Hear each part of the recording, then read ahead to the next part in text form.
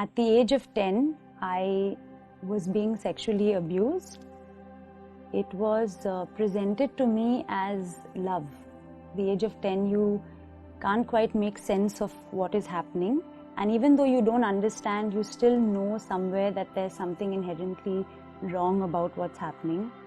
I was told never to tell anybody. I just never was able to muster up the courage. I honestly felt that nobody would believe me. This for me happened continuously for about 3 years. I think at the age of around 13 it stopped. Through the course of my life, it played out in my head and in my memories and in the pain that I had experienced in my body for a very, very, very long time.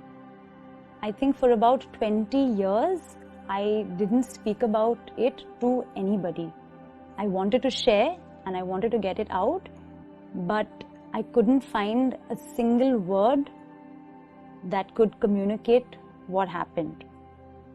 Those years for me were very painful in a sense that there was one aspect of my life where there was all this pain that was happening, and there was another aspect of my life where this pain was playing out in a very ugly way. I struggled with a lot of anger, like rage and anger and just violent.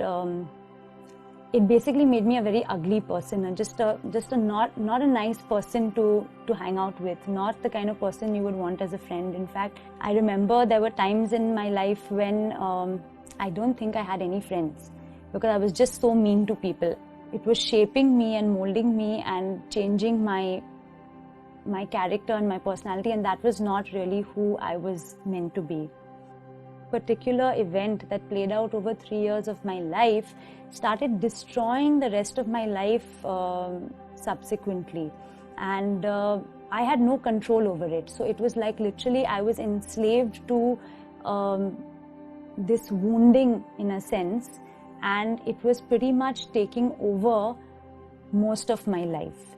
Now, as I grew up, I was never a kid who went to church or knew God. In fact, I was quite the opposite. I thought I was way too cool for anything remotely related to God.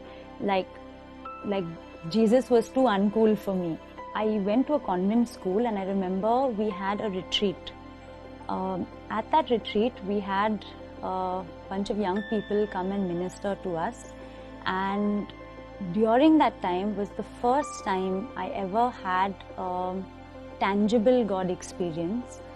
Basically what I did was I took all that was going on inside me and I literally just kind of through tears, and not even words, but just through tears.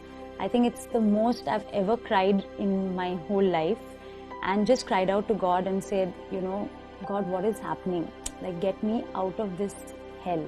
As I got to know Him more, I think the one overarching thing that I experienced was the Father's love, the heart of the Father, which is so limitless, which is so unconditional, which doesn't care how filthy you think you are, how messed up your life is, all the stupid, ridiculous choices that you've made with your life. That does not offend Him. That does not turn Him away from you. In fact, the very thing that you think disqualifies you from knowing God is the very thing that attracts Him to you, is the very thing that He wants to just pick you up out of that place and wash you up and make you brand new.